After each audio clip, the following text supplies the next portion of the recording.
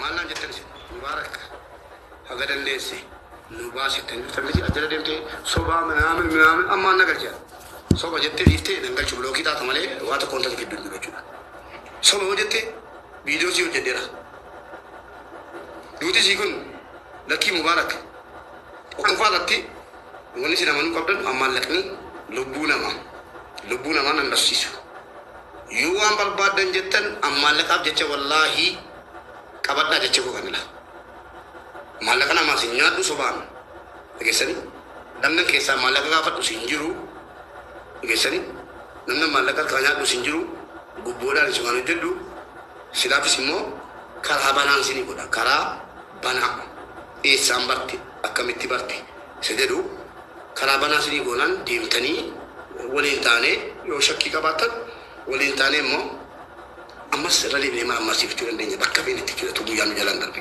kana fi waribor gastiba tani yitan anda saboti miti garu aka politike ni kana aga dai mudanda aga umna ko ti kalama to pa jara tutti jalabu yo do fantre hadda du mate de minna ken ngera wala video gitan video si de wala video gidan no asin nagge fatu ujin njurtu miti kala so ujin sin njurtu amin nagam fi sakare ko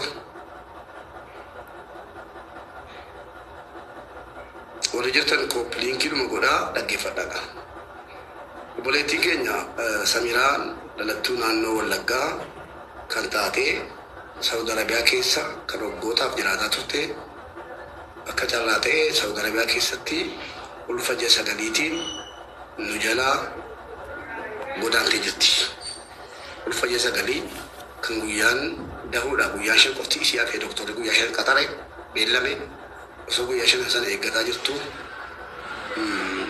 nu jalaa duute jennaan obboleewwan keenya duutisii kun harka namaatu keessa jira inni shakkuudhaan dhufanii natti himanii turan waan kana urjiin isa Abudaawudiin quunnamtee akkuma isinitti hime dhimma baay'isee Abudaawutti qabateera waan ta'eef Abudaawudii saalfadhee calluma jechuun taa'u urjiin latti asoosiistee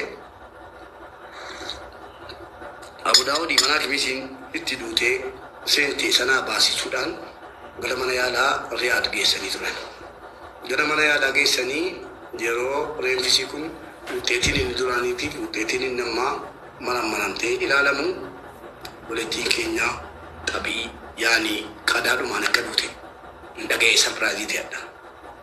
Qadaadhuma rabbiitiin duute malee namni lajjeefne summeesi hin nyaanne ka jedhutu na qaqqabe. Akkamitti wanti kuni doktorota siniin jedhee moo ofumaa keessanii nuun jettan jennaan doktorota naan jedhee abbaan mirkaneeffachuu barbaade karaan banaadha. Abbaan mana hakimii kana shakke immoo mana hakimii barbaade geeffatee geessanii mana hakimii barbaade geeffatee ilaalchifachuu mirga jedhameera. Kanaaf warri dhattanii viidiyoo hojjettan dhaggeeffadha.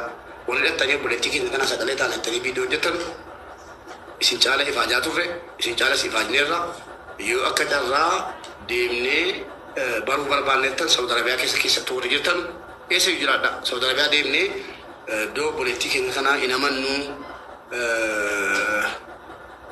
jettanii utuu buleettiin keenya reenfisii Saudi Arabiyaa keessaa gara biyyaatti firoottan maallaqa walitti qabataa jiru waan ta'eef otoo firoottan maallaqa guuttatanii gara biyyaatti hin galchin dura dhaabattanii akka reenfi kun hin galle gootanii utuun turin akka mana hakimii kan biraatti marsiiftanii galtan hin taane taanaan gara biyyaatti yeroo isin galte akka maramtu maallaqa walitti buufattanii garatti hojjettan isin affeereen jira.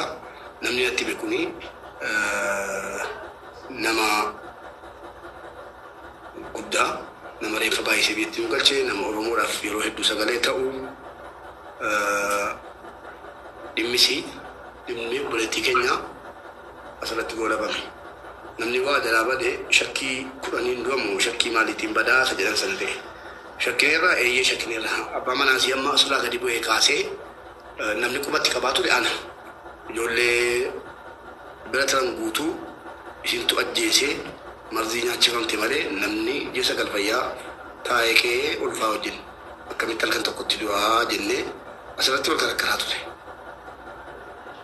Amma immoo maal gochuun danda'a?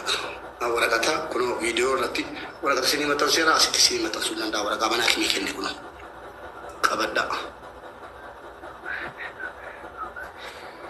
Warri arabiffan beenne nama arabiffa beekutti keessaati dubbisiisa. Kan jaallate beeka jedhe.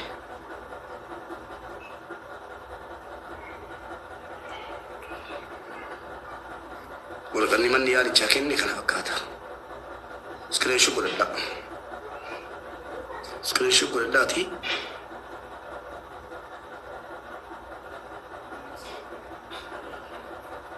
Mul'ata miti? Screenshot godhadha. Screenshot